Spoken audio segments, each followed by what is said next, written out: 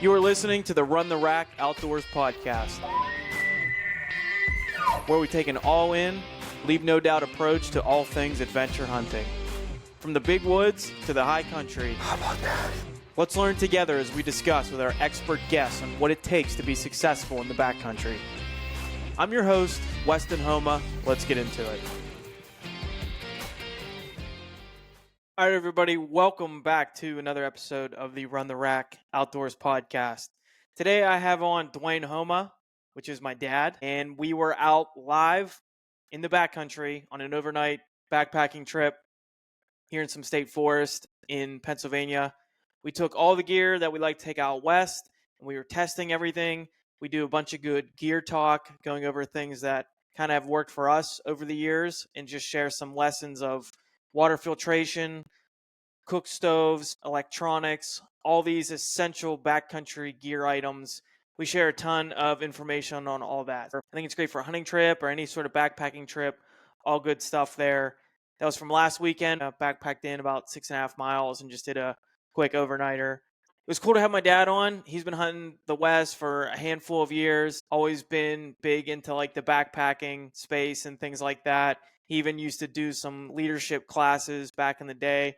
I'll let you tune in and kind of hear what he has to say about that. But I think he was a great resource to learn from. And of course, if you have any questions for us about the gear we use or things like that, please feel free to reach out anytime. You can comment on the YouTube video, DM me on Instagram, whatever works. Other things going on. I just did the Eastman's podcast with Brian Barney. That's Eastman's Elevated. That was really cool. Been listening to Eastman's for a long time. Connected with Brian. He did my podcast. That was episode 3. That came out a couple weeks ago. And it was cool to be on Eastman's Elevated there with him.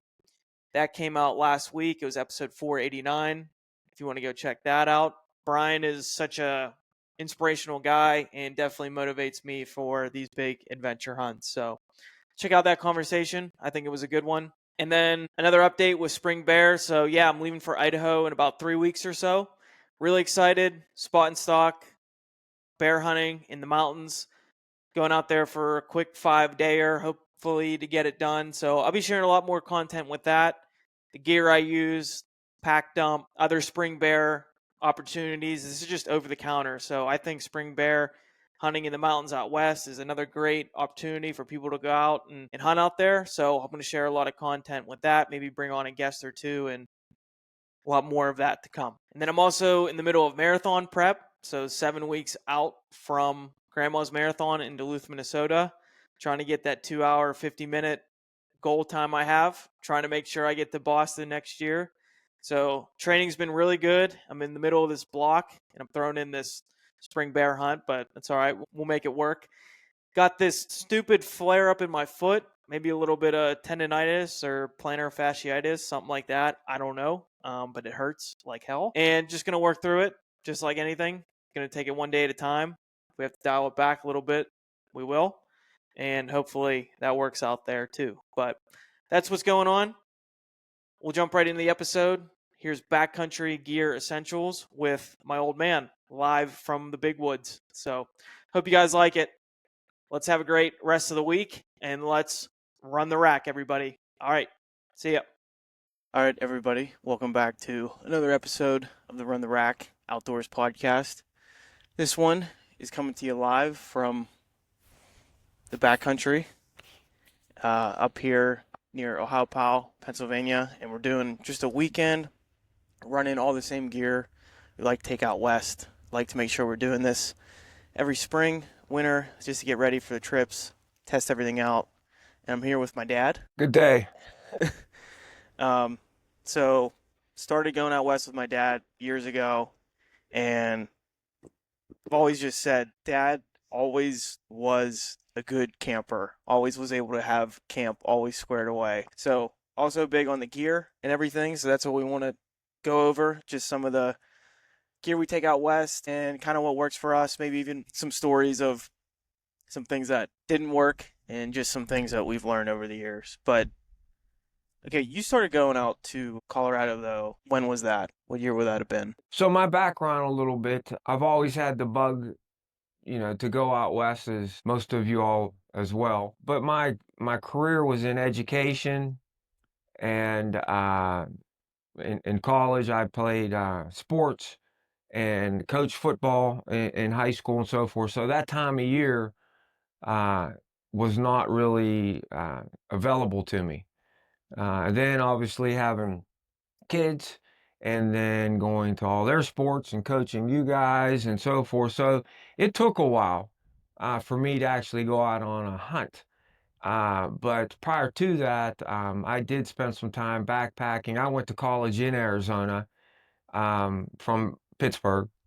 And, again, I always kind of had that drive to go out west. As a matter of fact, my other son, I named him Hunter, and obviously I named Weston West because, and in the hospital with my wife, we were leaving the hospital and they're like, you have to have a name for the kid. And I said, well, I love out west. Let's name him Weston.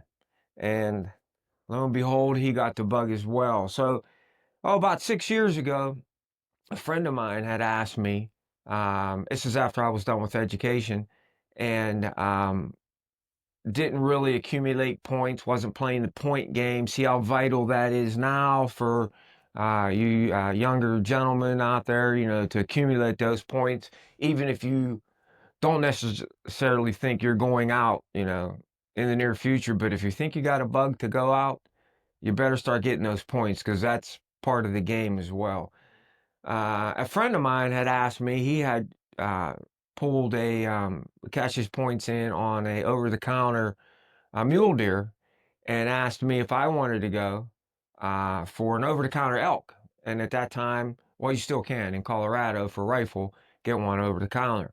Well, long story short on that, because Yeah. one thing about me, We don't have to go into yeah, a bunch of hunting yeah, stories, but I got some stories. yeah. There's no doubt about it. But this is kind of crazy. So I go, yeah, hey, I'll go. And I wasn't, big time training, but I was doing some things. But backpacking, hey, I remember responding to him. You mean to tell me I can go walk around the Rocky Mountains with my backpack and gun? Yeah, I'm in. That'll work. So my age group, I go to apply online for to get my license because I wasn't really sure how this was going to work. So I actually called out to a Walmart and said, what do I need? What do I need to do? Oh, just have your driver's license and your hunter safety card. Hunter safety card? I remember when I was young, it was in on the mirror in my house, in my bedroom for years and years and years and years. So immediately, as a grown, full adult male, first thing I do, I call my mother up. Where's my hunter safety card? I don't know. So it goes through long story process. I call, and for my a window period of 6 years, 5 or 6 years in my time period, there is no record in Pennsylvania of our licenses. Yeah, There's no that's like a record. thing. Like I can't call like, oh well, if you were born a year earlier or a year later, we have your record. But You that can see that files, online where it says like if you yeah, were born they were certain years. converted over. I'm Yeah. like, what are you talking about? So the only way I can go, I had to pass the hunter safety course in Colorado. It's a one-time, one-shot deal. You had to be 50 years or older, and it's a one-time online test, and you have to score 90%. Now, I have 2 masters, been to numerous colleges. You want to talk about pressure. And I remember the kids, and I was like, okay, everybody set up a laptop. And as the questions come up, I'm answering these questions, ask these questions. And, well, yeah, long story short, I got it, and they asked you questions that are not really relevant necessarily to hunting. They were asking about, owl habitat, and luckily we kind of knew some stuff. So I get this hunter safety card. So now, anytime I go out of state or what, if I have to use a card, I actually use my Colorado hunter safety card or hunter Yeah. course CID number. So, anyways, we go out there, and it was a good trip, and it was a very low percentage area.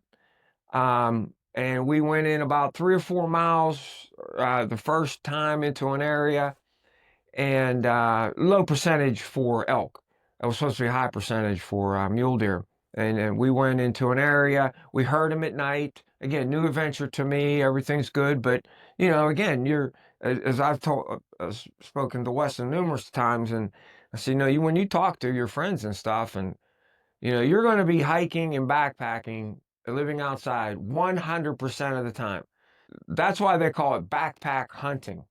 The word backpack is first because that's what you're going to be doing. So if you don't like that, or you don't, you're not kind of dialed into that, you can be a great hunter, but if you're not there, Mhm. you're not gonna shoot anything, Yeah. obviously, right? You got to be there in those mornings, late at night, and in the dark. So go through this whole thing. I remember we logged. I probably logged. I think it was up in a high 40 miles in a 5-day period, hiking, walking, going all over the place, 6-day period, hunting season. And it was the last morning. Now, I at that point, I think I saw a couple cows, and he was obviously going in a different direction and so forth. And I was putting the miles in, and it was dark. I got up, I went out of I climbed the mountain, and it was dark. I came back and did what I needed to do. And there was one vantage point where we were set up. On this vantage point, you could see about 500 yards out into these fields. So I told my buddy's name was Mo Leone, and a shout out to Mo for asking me to go. And we go. It's the last morning. We're gonna camp out. It's the last morning of the hunt. I told Mo, I said, well, I'm gonna get up early. I'm gonna go sit out on that point. Okay, so this part of the story here, I'll try to keep it within the confines of public broadcasting here. For some reason, when I go out west, and this is an issue, Yeah. and I thought it was just me, I get, I don't want to say upset stomach. I mean, I get the runs. Yeah. There's no other way to say it. And And it's just another reason though, like, dehydrated food is part of this game, and like you gotta make sure you're trying some stuff before you go, because and the funny thing this is is, why. I thought I was doing that over the years, but when you go on a 1 or 2 day, or like we're doing Yeah, this weekend, it's different. I could pretty much eat anything. I don't, it's not the elevation. I've went in the past, and I think some of those trips we did in the Wind Rivers Mhm. and Yellowstone and that, we're also eating trout a lot. Mm. So we're eating real food as well. So, it's all day, every day. So it's the last time I take my phone out and I make this video. I make a video, and I'm talking to my kids and my wife. We had a great time. This is beautiful. And in the background, you can see only about 50, 70 yards away, you can see our tent. Well, Mo is over there in the tent. He's breaking down his tent. He's getting everything ready. I make this video. It's beautiful, and I'm blah, blah, blah, and all that. And I just thought to myself, we got to pack out of here. I'm feeling pretty good, but let me just, make sure one more time and take the pressure off, right? Well, there was a large stream down below. You really couldn't hear. I mean, you could maybe hear a stream in the background, but it was louder than this. You really couldn't hear, but I'm seeing everything. It was a pretty good river moving. And so when I climbed over this little rock embankment to do my business, I couldn't hear anything, couldn't see anything. The next thing I know, I'm standing up. Mo is right there. He comes running over to me. Did you see those elk? What are you talking about? I said, no, I was going to the bathroom. Okay. And I said, Mo, wait, he told me the whole story. And I said, wait, we're going to do this all over again. And I'm going to videotape this because nobody's going to believe his story. And in the story, actually, at my feet, you could see my little bag of toilet paper. The story, real quick.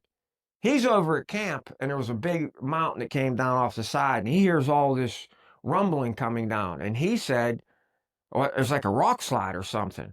All of a sudden, right in front of him on the trail, and it's only 10 yards where it comes out on this trail. Cow elk, cow elk, cow elk. I think there was 5 or 6 cow elk. They come down, they turn, and they go right down between me and him, and they're standing there.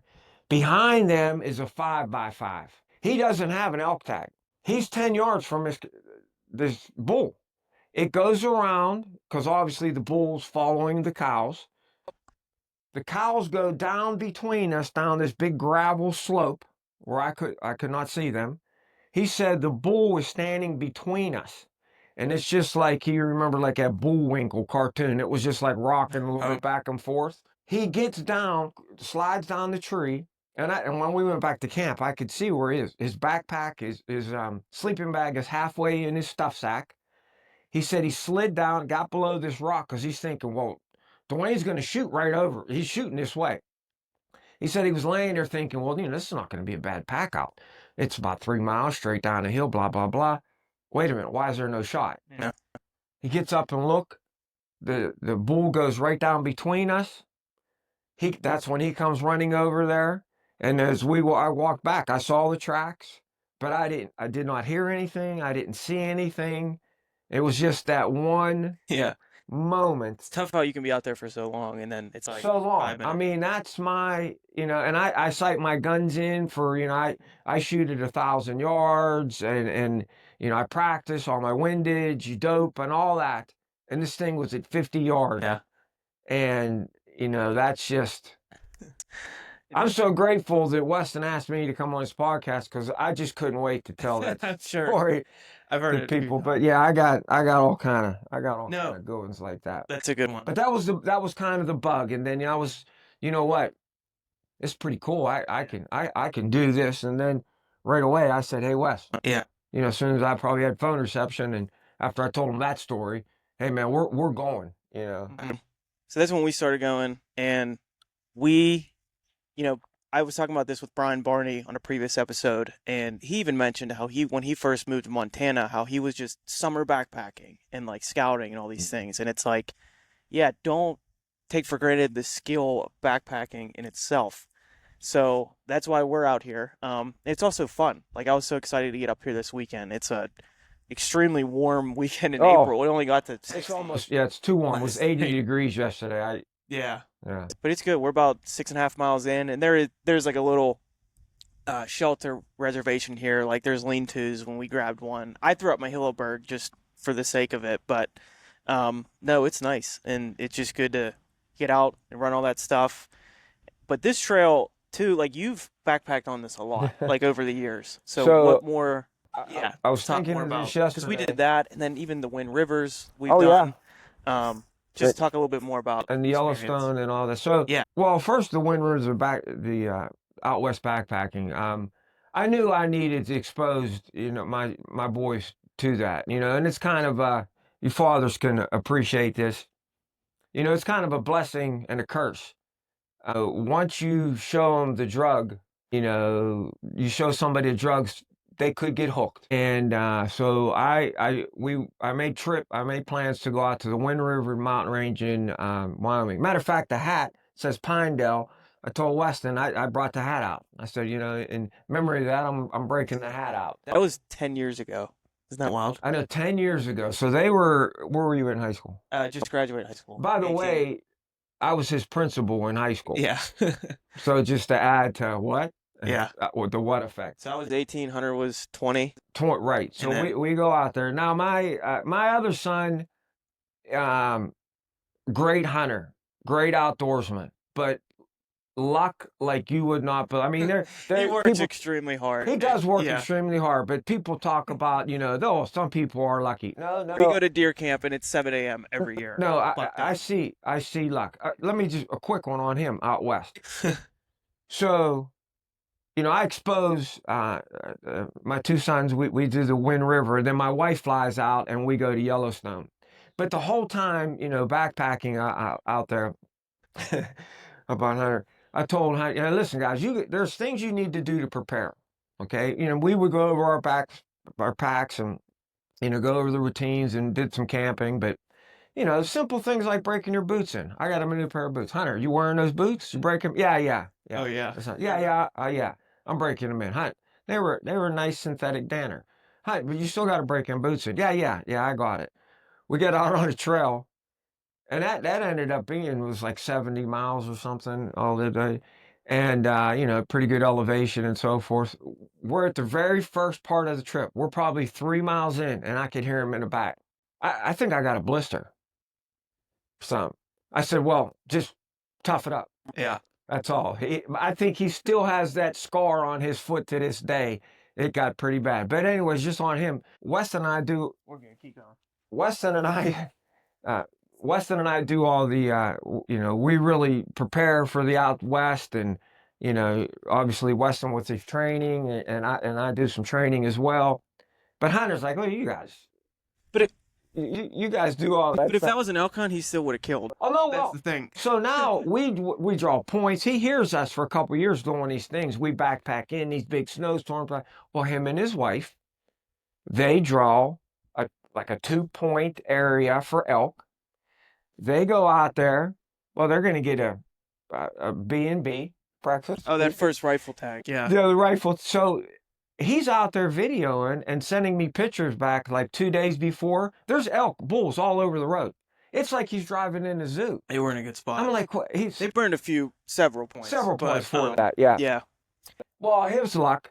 Obviously, he killed an elk, and his wife killed an elk, hundreds of yards or a mile or whatever from the road. They're staying every day in the Airbnb. He's eating ice cream in there. He's calling us, teasing us. He's eating ice cream and so forth. I don't know why you guys do all this stuff, but he's just that kind of kid. But just on this trail, actually back to the Wind River. So when we were out there backpacking, I could see that look in their eye as you do someone new going on an adventure. And you think your sons or whomever, but, there's that little testing moments, and I'm watching, I'm looking, I can see where somebody might say, well, I'm not going to do that, or that, I'm not going to try that. It's little breaking points. That 13,700 foot peak, and that was like not.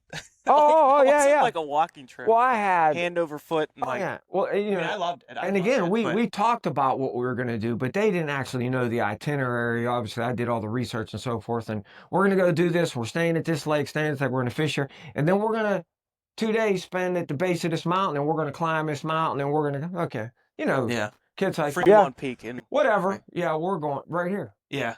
Fremont Peak. So I got a tattoo, and yeah, we all got it. We all got it. They actually got a Bible verse on the bottom, but the thing was hurting so bad, I kind of wanted to save $20. Yeah, I wanted to save $20, but the Bible's in my heart. Yeah. So we go through this. We're going through the whole process, but then everybody does. They do well, but there were some challenging moments on her. But I do remember this in particular. We were actually coming out of Yellowstone with my wife, and by then we were pretty beat. It was back to back and so forth. But I remember him coming down the trail with his backpack on, the belt off. Yeah, he was done. Yeah, he was toast. But I did see in that trip at times. I remember seeing that twinkle in his eye. And I'm thinking, he's going to want to do this again. So, but that was a good test. Obviously Hunter breaks his boots in now when he goes.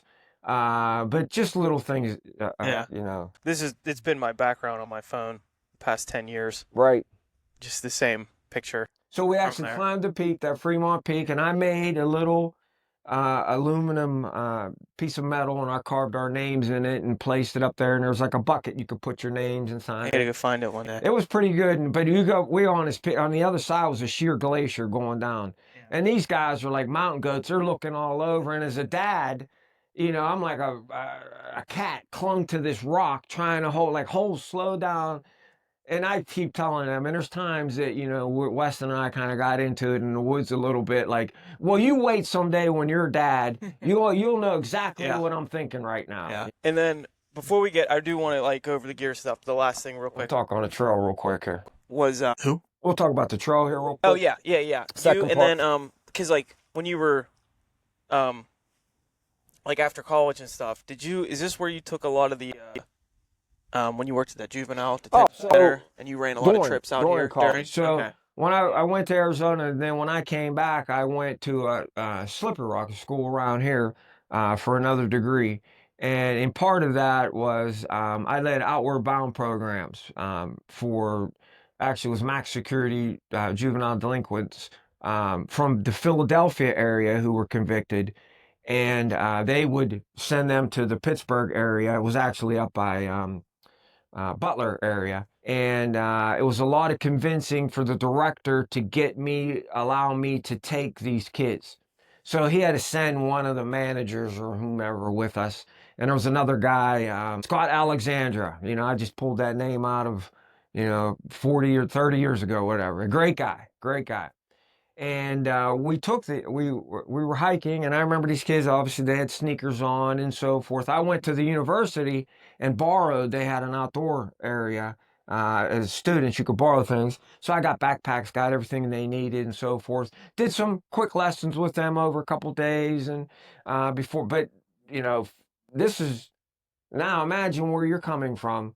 These individuals have never even went into the woods. Right. Period. Like woods meaning more than 5 trees. Like a lot of them you said were from Philly. Philly, inner city Philly. They were as terrified out here sitting, just walking outside as probably, some people may be walking downtown inner city Philadelphia at 2 o'clock in the morning on some streets. So you can imagine. And they were perfectly comfortable there. And I remember here, we're at the first lean-to set. So one of the directors and I, we were directors, we stayed here number 1. And so I had the kids, around. But in the night, I can hear footsteps moving around. So the next day, I was talking to one, and I could hear them coming over, but they were coming towards us over there. And I inquired, and I found out. They were so scared, they wanted to make sure we were still here and didn't leave. They thought we were going to leave them. And I remember going on a trail. We took a break for a second, and we got up, and it was on like a bend, and we started walking off. And one of the kids was getting ready, and he walked the opposite way around the bend. And it was a matter of seconds. And I just turned, and I noticed the head count, and I was just going to say something, and I could hear him with the tin canteen running, and just smashed right into us, and he was like in shock, scared. So I often wonder, we didn't obviously did not have social media at the time and so forth, but probably 8 to a dozen young men. And I would often wonder if I touched their lives in any way.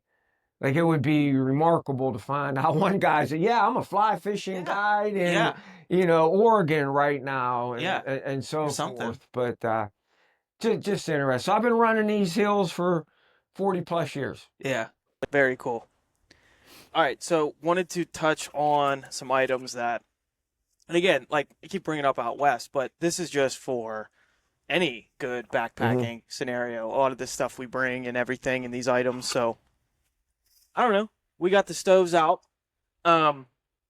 So if you want to do overnighters, and especially if you want to head out west, when you want to make your coffee with hot water, when you want to heat up your dehydrated food and everything, this is how you make your hot water.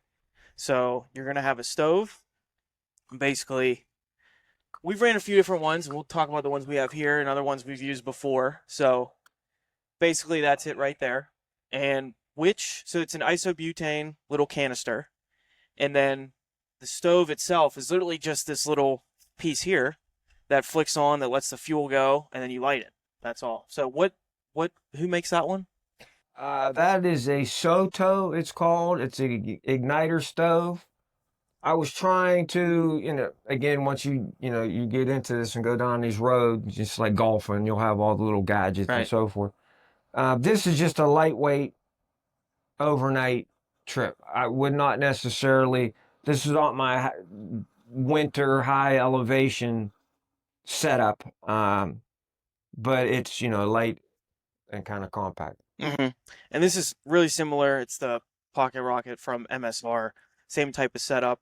And that's a good point too, because these are super lightweight, super nice. I'll probably take this for early season archery hunts out west and stuff, and summer backpacking, all that stuff. But it's weird how even just like the wind, there's a little bit of wind here, but when you get like up high, open country, even the wind that you don't think is so strong will really affect your flame, and it takes longer to boil. Sometimes it's harder to light. And somebody might say, like, well, you could just get inside your vestibule or whatever. Like, I'm telling you, it's not. For whatever reason, it's not that simple. So the other stove we like to run is the MSR reactor, which it's bigger than this, hooks up to the isobutane canister stove like this, or canister tank like this, and it's just kind of more of like a bowl. And when you light it, that flame is like it's over a large area, and it basically does a lot better job of protecting it from the wind. So it kind of like heats up this whole top. It's a Versus a big reactor open stove, flame. yeah, and you can Yeah, hear it raging. It's just not a flame. yeah, But there's different levels. So this would be definitely your entry level basic. You can do a lot with this setup, obviously. oh yeah, But this is a single fuel stove. And well, Greg's, I was just mentioned to Weston last night when I was up here in January, I had that set up. And the problem running it, it would start to die down as far as potency of the flame. And I'd have to wrap my hands around the isobutane can to heat it up, and then the flame would go more because that's a single stage. Now, when you step up, there are dual stages, and there are also stoves that burn just liquid fuel. And that's what they take to like Everest base camp, high elevation and so forth, where it's a pressurized can that burns fuel. And the other reason is too, in a lot of those countries, you can't buy isobutane. The other way you can run this, I also have an MRS stove. It's a similar open face, but there is a tube that runs to the canister. And then when it's very cold, you actually turn the canister over and it goes from a gas to a liquid. So again, we're going down a little bit of a rabbit hole stoves here. So there's a lot of levels to this. there's different types, and yeah, Yeah, but we're kind of gear guys, so we mess with all that. But then you always talk about weight as well, is important. So for lightweight, kind of do you good. I mean, Easy to go. Found good success with And those. the last thing, if I may, on these stoves. And then reactor for like a late season kind of thing, and then Correct. cups too. Yeah, the stove. So the actual pot, you've heard this and we've talked about it. You always try to get something that serves, it's multi-purpose. Well, the reactor stoves and the other the jet boils and so forth, they have like a handle and there's foam involved, and they tell you don't put those over an open flame. So you're only making hot water, or you're only cooking when you have your stove on. The stove is useless other than that. Well, these over fire, after I get the initial, let's say it's winter, so when I burned the other day, I got my initial fire going, I got my initial boil up, and then I just hung it in the fire. I had warm water all night, never had to use my stove again. So this would be a multi-purpose, type setup here that you would use. Yeah, and that's what I like too. And these are lighter. I don't feel like I always need the whole one big liter, especially when I'm by myself. And it fits in there. Is that what you just? Yeah, and I like to just pack it like that. Fits in there, and you're good to go. This is, I don't even really know this brand. Vulcan. Yeah, just it's titanium. All metal. Yeah, Vulcan. Yeah. They make some good stuff. Yeah. So don't even really need the big old one from JetBlue necessarily, unless you want to. But that's what we like to do. Do you want to show them how we filter water next? Yeah, sure. I mean, here's just one process that I came across a couple years ago. This is actually something that you should have in your go bag, in your car and so forth. So this particular Catadine system has a filter to it inside. It's the Be Free. It's called the Be Free. And this is the Be Free 1 liter. I'd recommend that. There's a 0.8. And when you're buying them in a box or there, you don't really realize it, but there's a little difference. The 1 liter is a nice size. But you have the filter that's built in here, and it's supposed to be 99.9% of all particulars and so forth. Wes will talk about bacteria here in a second. That's a different deal. Basically, you're filling it up, and then you're flipping it up, and you squeeze it, and it filters right into your container, or you can drink right out of it. And what I like about this is the flow rate. Matter of fact, I came across these years ago, and I remember at Walmart, and they were cheap. And I'm like, I'll test this out. Well, everybody started, Yeah, that's a good thing, and obviously the price now reflects it. Hmm. But you can get filters. And just the last piece on this, you fill it up about halfway, shake it really, really, really hard, and that kind of cleans out the filter. And I'll just leave it home and dry it out. And then maybe as he's talking, I'll go get the other system that we have here. Or maybe we'll take the camera up there just to show some stuff. I have another system that's probably, every time we use it, we kind of giggle. It's pretty bulletproof. It's a similar system, but I believe that's a 10 liter. I'm looking at it, and it's gravity fed. So all you do is open a little button, and it just fills whatever pot you need. It's good for if you have more than one or two persons or a party, and you just take it and scoop it right out of the water. It's just a But big bag. but these are all The hose. and they use the same filters, which is good. I was just in New Mexico on a hunt this year. Had this, had my old bag, and that old bag is a different filter system. And that filter clogged up on me. And I wasted a lot of time trying to clean it and out there and so forth. I had to fill up big jugs because the water was probably a mile away. I had to fill up with this, my larger containers, which took a long time. Now they have a system where, and I found a filter that it's the exact same filter, screws into that. So now I have two filters to serve a purpose. So if this goes down, I can use that, vice versa. Just thinking along dual purpose for use. Yeah, I like that bag, that gravity filter too, because when we We took put it, some miles on that thing, didn't yeah, we? Yeah. we took it in late season hunts where like, I mean, if you kind of know you're not getting super high and might be near a creek, like both years we're camping at least somewhat by a creek, you kind of just fill that up, and then it's just so simple. You have 10 liters right there ready to go, usually right at camp, and just filters down through the hose, and I really like that. But you would be surprised how fast 10 liters goes. I- We'll take those, and then we'll take other collapsible containers, fill those up. But as you go over that, I'll grab that and bring it over Up to you. the Yeah. screen as you're going over your Okay. bacteria, the other one. So then this is the stair pen, which I've been doing for a couple years now, because I've used a few, and I like that Be Free. I've used other filters similar to that. Some have a flow rate that isn't super consistent. Sometimes those can freeze and everything. So sometimes I still like to bring that too if the water I'm probably going to find is stagnant, because this isn't going to obviously get out the fines in the water. So this is basically the best for a scenario where I have a running creek, which I usually do. So when I'm up in the high country hunting mule deer here in September, the water I'm probably going to find is maybe just like a little creek coming down up in the basin, and I'll have my Nalgene, and I'll just fill this up straight from here with the dirty water.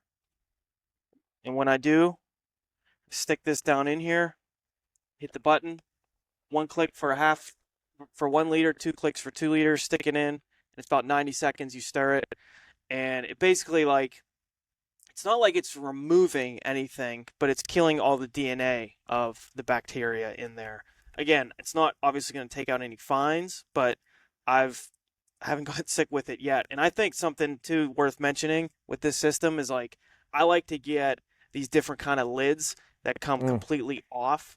That way, there's no cross touching between when I scoop this up and get dirty water, I'm not putting my mouth back on here with a typical lid. That's just with the mouthpiece. Right. So Yeah. I'm putting this lid back on, and then my mouth is just touching Important. this top part.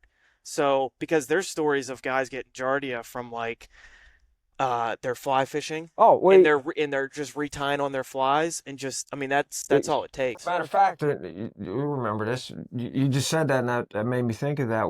In school, when I was teaching, we also taught a fly fishing school class. One of the trips actually went out west, and one of the instructors reached down in the water in Montana and rinsed his mouth out. He got so sick in the hospital out there, he had to fly him back. And one of the best hospitals in the country to treat this was Pittsburgh, matter of fact. They had to fly him back across the country because of the illness that he got. This is the other, to Weston's, if you're going to get one thing, If you're taking one thing, you take that. You don't take these. Two reasons. One, you could do a lot of water quickly, It's fast. fast. You don't Yeah. have to filter, and it doesn't freeze. This is obviously. I mean, this is a good system, but it has to be, you know, above free at night. This will freeze up.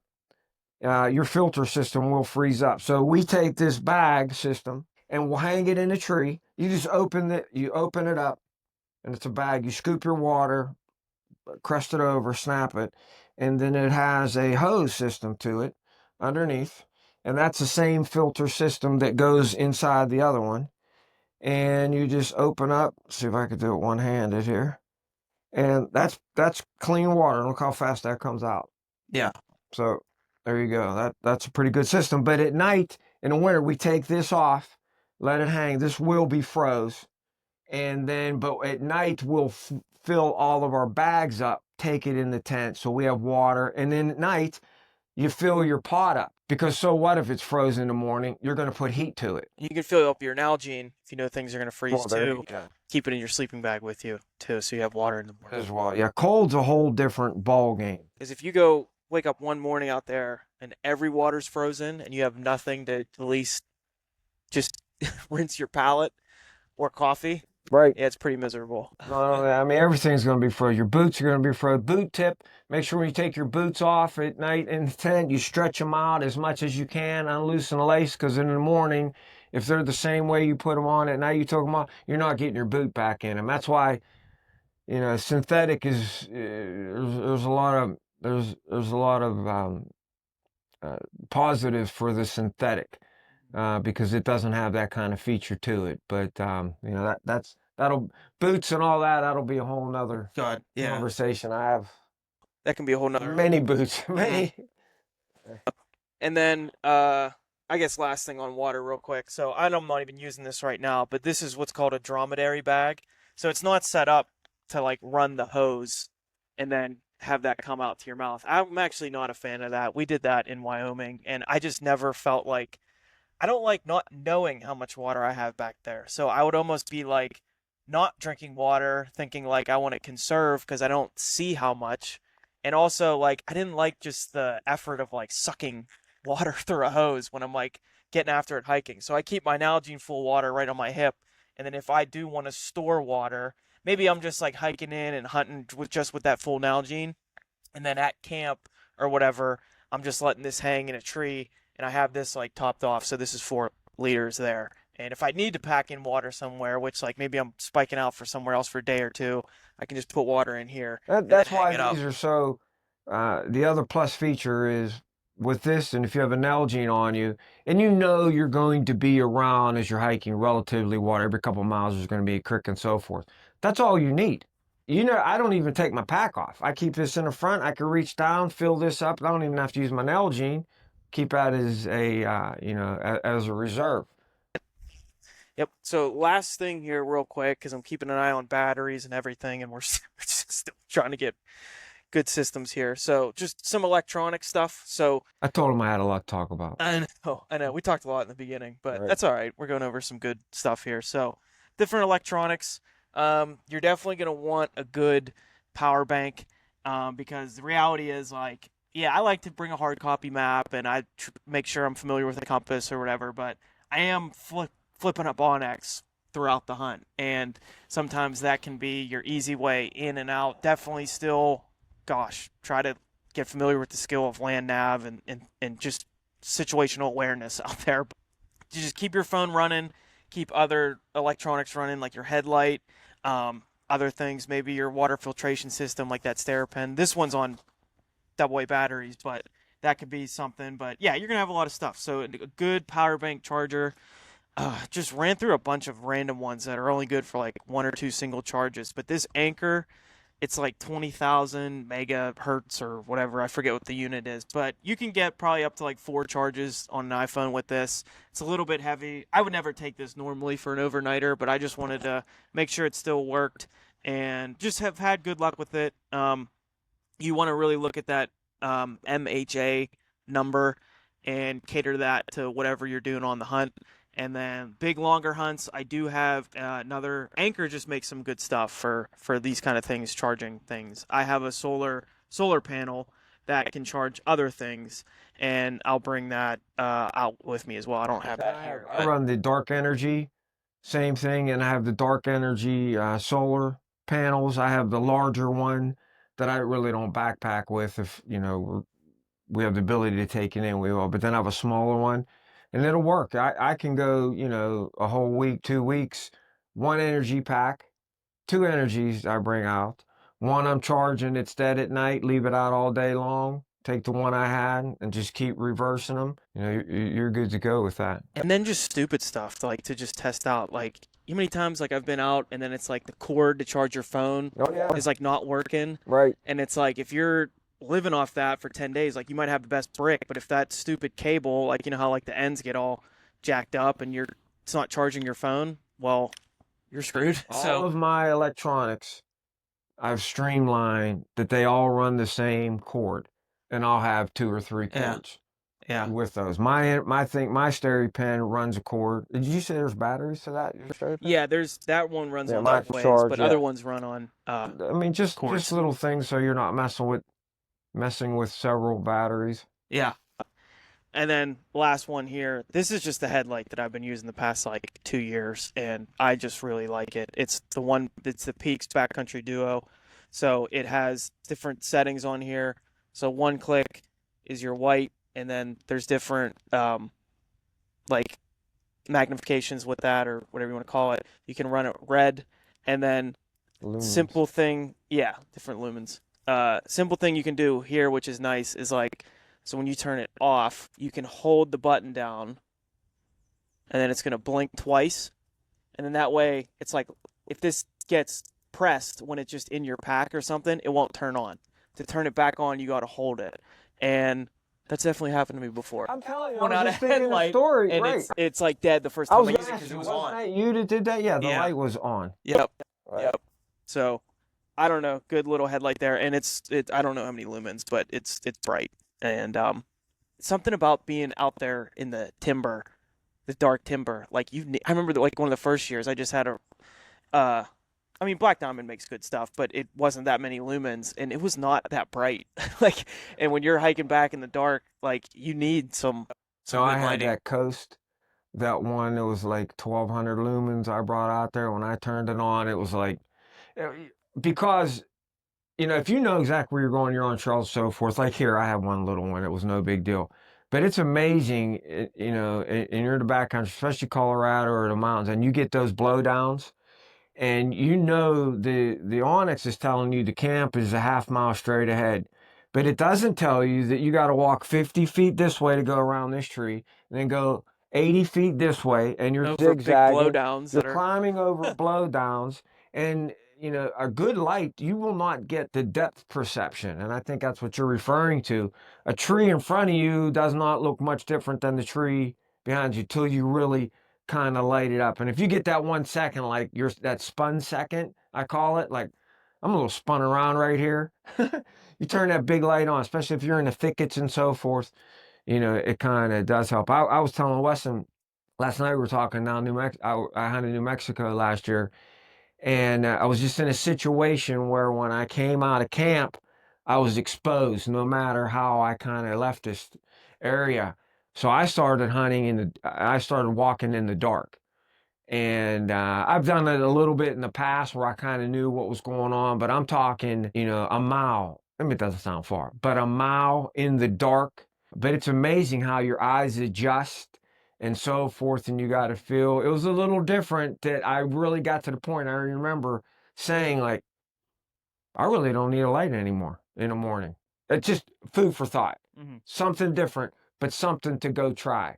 Back to what we were talking about. Why do I come up here in the winter or sleep out in the winter, or we do these little things? Because you have to know your gear, and knowing your gear doesn't mean I know when I'm sitting in my living room and I can see every little snap and buckle and thread it and so forth. I laughed this morning.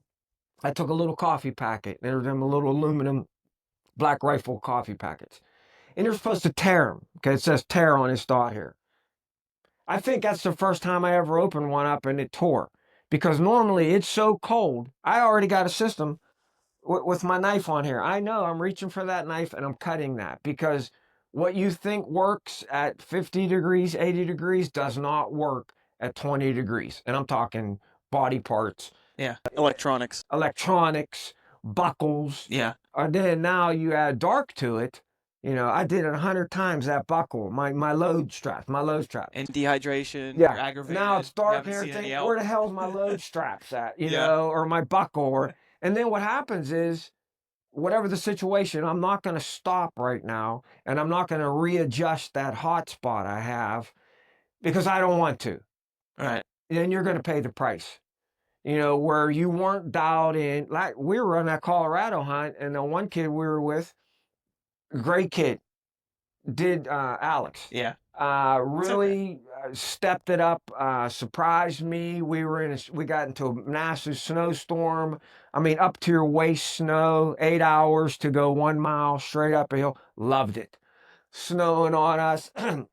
Had to have your hoodies and your jackets up, because the snow was accumulating in the pine trees, and it would just fall on you like somebody just threw, sand on you. But anyways, and I told him 100 times, are you dialed in with and Weston would all the time, are you dialed in with your pack and so forth. His water bottle thing fell off.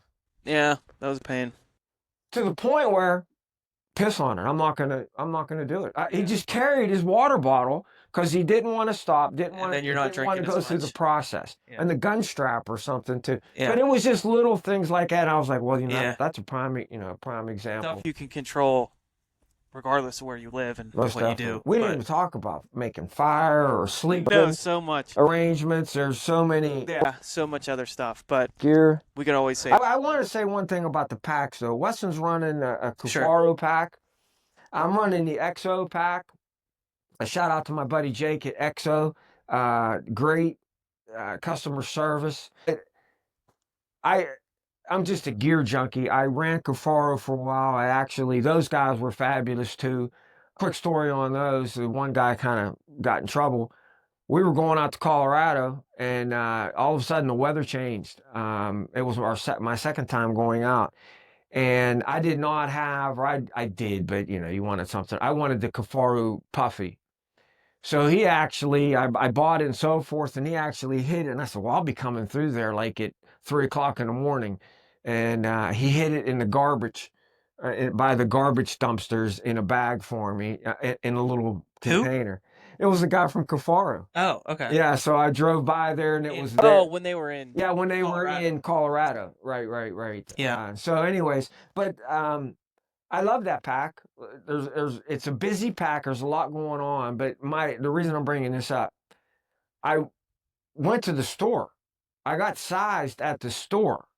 Your frame height and so forth. It didn't work for me after a while in a store. Again, it goes back to, you're in your living room. I'm in a store. They got a pack on me. They're pulling down a little bit of weight, but it's not weight. It's not working weight. Their pad was so big and so comfortable, beautiful, but it would rub into my hip flexors, and my legs would actually go numb. And I thought it was just me. And here, that was something that was an issue. But the problem was not the pack design. My biggest recommendation is, whatever they tell you, if it's a 24-inch frame, get the smaller of the two. Get the shorter. You can't go wrong with that. I can put Weston's... You can go wrong being too long. Too long will screw you. 1,000,000%. Now, these companies are very good companies. They'll take it back and you could exchange, but it's a hassle. Yeah. And you're losing time and so forth. Mm-hmm. But I could put Weston, and I've done. I put Weston's pack on, and it feels like it's high. And I'm a high rider on a pack. I like my pack up high. Because when you load it down, no matter what, whatever you do, whatever it is, it's going to come down. So I just went for another one. I went to the XO brand, and seemed to work for me. Got the shorter of the of some of the options they had, and then ended up, when I go in, I go all in. So I got all their bags. This is the 5,000. I got the 22, and it's easy exchange. Great meat system on this as well. The meat shelf on here. And speaking of meat, I'm telling you what, you talk about all this, you're hunting and all that. There's nothing like carrying meat, packing meat out in the woods. I don't know. Yeah. It's just a different, you might not really be conscious of that and thinking that, well, it's the success of the kill or whatever you think and experience and so forth. But when you're packing meat, I remember packing meat. You and Alex had left, and already was carrying yours down Yeah. to the truck. It started. We're in a snowstorm one day. The next day, now temperatures go down. We're messing with my mule deer. Weston's doing sprints at 10 o'clock at night because he was Oh, we freezing were up. freezing. That's how cold it got. And then all of a sudden during the day, you're sitting on a rock in your underwear. That's Colorado. It's, now it's 80 degrees. Well, we were having some meat issues towards the end of that hunt. But I remember having mine on my back singing John Denver Rocky Mountain High, just clipping on down through the mountains. Yeah. But no, that's all good too. So that's that XO, and then this is the Kafaru. This is the Striker XL. It's a smaller bag, like 2,000 cubic inch. For if I want to take it overnight or a couple days, I have like their camp bag, which is just a big bag that I'll just put in the meat shelf, and that's for this trip where I put my tent, my sleep stuff in there. And this might be good. It looks like I'm going for spring bear in Idaho, and we might camp at the truck a little bit. So this is a great system to where I really only need the 2,000 cubic inch, just the bag, just to go run around if I'm at the truck. But if I want to go spike out, I can have that camp bag, throw my Hilleberg in there, or a bivy, or whatever, my sleeping pad and bag, And throw that in there, and then I'm good for night or two or whatever I want to push it for for. Eastern hunters, for deer hunting. So I I mean, use this for yes. hunting whitetails too, because I just like to try to hike in on some public land. I'll just throw my whole lone wolf hang-on stand and sticks in the middle here. And I've packed out, was it year before last when I just shot a doe? I had the whole doe quartered up, her head, and then the stand, sticks, everything, all in one load, all in the back, carried everything out, and it was like, man, I really wonder why people are still gutting their animals. Like, it just, I know that's a I whole know that's a whole nother. other discussion, but no, great system for that. And then when I do like the big, longer duration hunts out west, I have a bigger bag for that. But we are pushing a little bit on the battery here, so That's fine, but think I we're mean, you gonna just said that last thing about that meat to carry, carrying out meat, your deer. That's pack meat. Learn to do that. If you get a whitetail in Pennsylvania, you got to go 100 yards to the truck. Learn yeah, to quarter that animal up and quarter do it. your The deer. more you do it in that comfortable situation, because when they're on that mountain at 11,000 feet and there's all that snow, Yeah.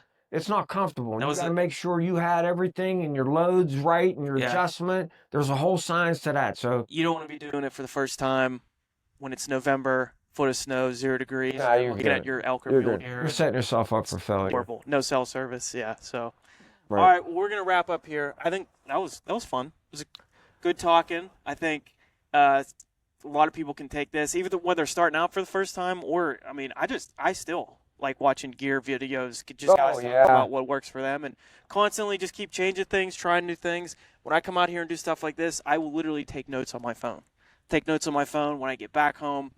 I start playing with gear. Be like, oh no, I need a new cord for my charger, or I need new batteries in this. So just things like that. And again, I always say, like, it's still fun. Like, if you're not enjoying just a little 6-mile hike in, sleeping out for a night, and coming back home, if you can't just like have fun doing that, you're not gonna have fun. You're doing that for a week. And then the pain that you suffer now, the things will produce the fun later on. Yeah. You're going to have pain out there. You're going to have different things out there, but you got to love to do this. So I go back to how we started this out. Backpack hunting. You're going backpacking and you're probably going to do a little hunting. Yeah. So you better dial in your backpacking and staying out there, because if you're not out there, you might as well just watch podcasts. And the more efficient you are with your gear, the faster you can do things. Yes. Things are working correctly, the more time you can spend hunting. Right. And that's the key, because that 8, 9, 10 days will go by like that. But anyway, that's it. We'll wrap up. Thanks for having me, Wes. Yeah, good one, dude. All right. So, thanks for tuning in. Any questions on any of the gear, please feel free to reach out. You can comment on the video. You can DM me on Instagram, whatever you want to do. More than happy to help guys out. But, that's it. Little backpack talk, little gear talk, and another good episode. So we will catch you next week. Thanks for listening. Yeah. Test your gear. Hey, if you like that episode, please share it with a friend. share it on your story, and give the podcast a rating and a review on wherever you listen. For more of this type of content, you can head over to the YouTube channel and follow along on all the social platforms. Really appreciate it. See you on the mountain.